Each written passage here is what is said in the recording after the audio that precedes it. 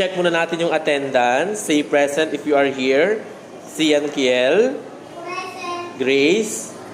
Malakas po. Keith. Kay Ziriel. Ayan. Very good si kay Ziriel. Wala pa siyang absent. Simula nung August hanggang ngayon. Wala pa siyang absent. August, perfect attendance. September, perfect. October, perfect. November, perfect attendance. December, perfect attendance din. Wala pa siyang absent.